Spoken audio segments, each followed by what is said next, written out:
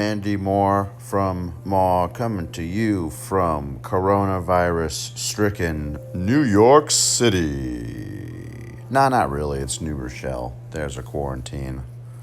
Seriously. Catching up on some GAC. Gonna try and at least do 2 of the 3.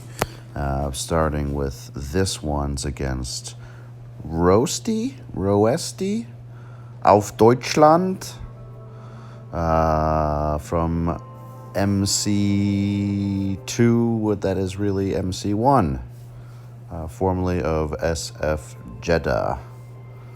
Wie geht es Ihnen? He's trying to go for something that I've been hoping for, and hoping that we can get a couple of extra pieces to try and make viable 2 separate first order teams. I'm sure, well, maybe not sure, but I suspect that when we do get GL Kylo, Supreme Leader Kylo Ren, as he was just announced as being named today, we might be able to have 2 semi-viable first order teams. More likely, it'll just be 1 super overpowered first order team. But you could probably split them up, depending on what the situation calls for. That was part of the news today. It's Supreme Leader Kylo Ren, and then just Rey, which no doubt is a hat tip to... Well, actually, now that I think about it, she calls herself Rey Skywalker at the end, but throughout the course of the 3 films, she kind of just refers to herself as Rey. Rey. She has other nicknames, obviously, Scavenger and whatever else, but she's just Rey. I'm fine with it. Part of what I gleaned from the forum post is that you will actually unlock, it's not really gleaned because they just say it explicitly and outright. You will unlock the characters halfway through the event, but in order to unlock their ultimates, you have to complete the event in their entirety, which means it's gonna be hard as fuck.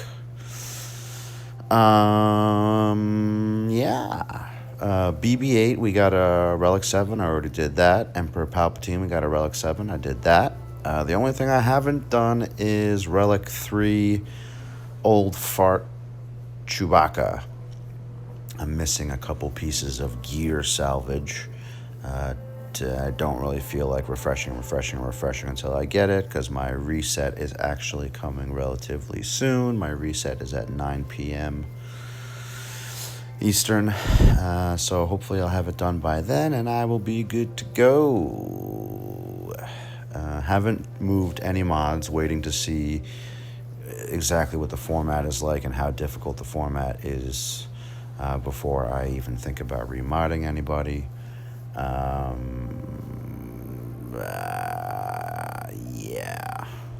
Oh, and the veteran smugglers still don't have a fucking resistance tag, even though they being CG mentioned that, I think it's 2 weeks ago by now. So what gives? Why are you taking such a long time? I don't understand. So if you have watched my GAC videos over the last several months, I'm sure you've noticed that more often than not, most of my attempts against GG are abortions. So to alleviate that and try and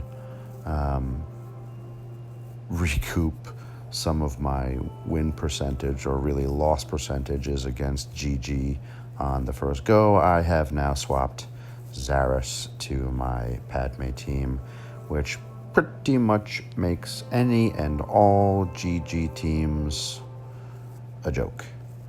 I still use Old Daka lead Night Sisters against GG8, but for pretty much every other iteration of GG, this is what I use, and it is just wonderful. I never have to worry, really, about losing. This is so much better. I really should have been doing this the whole time. Well, part of it is also that I'm afforded this opportunity because the current GAC format has one zone of ships, so we have fewer terrestrial teams that we need to place and therefore beat. So I am not dropping Zaris on D as a result. Even if we do revert back to the old system, I may very well keep Zaris for offense just because she makes this battle so much easier.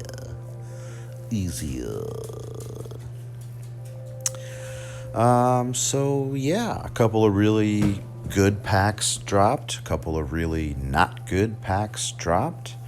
I bought everything that has relic mats and or Zetas because those are annoying as fuck to come by. Yeah, so that's where I'm at for that. I feel like I'm in decent shape to unlock both of these Galactic Legendaries. So, what else? On a serious note, everyone that is out there watching, please be careful. Take care of yourselves with this fucking coronavirus. We're not gonna get into... Well, maybe we will get into it. But seriously, be careful with this shit. Yes, factually, it so far has killed far fewer people than the average flu season does. But it is apparently, evidently, pretty aggressive. There is a reason why the movie Outbreak, which I watched last night, is trending on Netflix because people are scared. So just practice proper fucking hygiene and you should be okay. Stay away from those gross coughy, sneezy people on public transportation. Try not to touch anything that literal thousands of people have probably touched within a recent time frame. I drive myself to work, so it's really a non-issue for me. Public transportation is fucking disgusting. Of course, literal millions of people have no choice but to take public transportation, so just, try to take precautions. I don't need any of my subscriber base keeling over with coronavirus. Thank you very much. I got I gotta beg, borrow, and steal to get subscribers and channel members in the first place. I'm not Arnold with sitting cushy up on top of that 130,000 subscriber count or whatever the case is. So everyone, take care of yourselves. Hopefully you work in some field where N95 masks are plentiful. We just happened to accidentally find a whole stack of N95 masks at my job. Literally, we have 80 of them. Again, I'm not telling you what I do, but we have 80 N95 masks that are literally under lock and key. And I have one of the keys. My boss has the other, so if they go missing, it's one of two people, and it sure shit ain't gonna be me.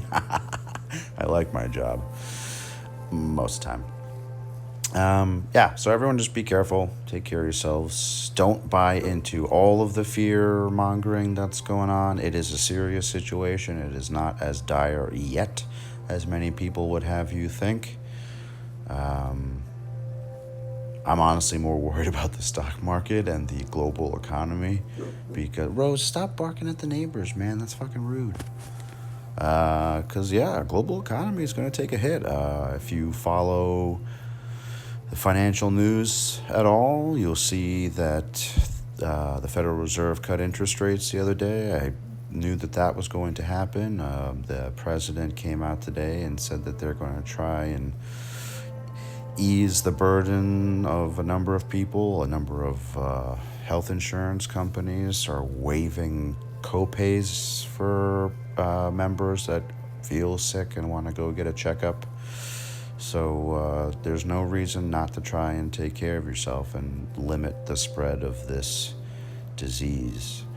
The markets are going to take a hit. The economy is going to take a hit, but hopefully the Federal Reserve Bank will do the right thing. I mean, they kind of have to ease monetary policy, in my opinion, because everyone's margins are going to be non-existent. Except for, Costco. and other consumer staple companies that are going to be selling things like Purell and other hand sanitizers and soaps and whatever else. So those consumer staple companies might actually end up doing all right with all the panic buying that everyone's doing. And also, Kim Jong-un the other day was playing with his missile toys. That also didn't help the markets either. And then OPEC and the Saudis and Russians messing around with the price of oil. Yeah, so not the best time for the economy. A little bit of a trifecta there. But everybody hang tough. We've made it through worse. I mean, we made it through 9/11, so that could have been, could have been way worse than it was, and it was pretty bad. As someone that grew up in New York City and was very much alive on 9/11 and knows people that died on the day and knows people that have died since as a result of any number of different health complications. A couple of my friends have to go for regular literally they call it the 9/11 checkup every year. So we've been through worse. So everyone hang tough. Find solace in games like this one or Hearthstone that I've also been playing a lot. Like I've said ad nauseum. Oh, look at that, 11 minutes. All right, 1921.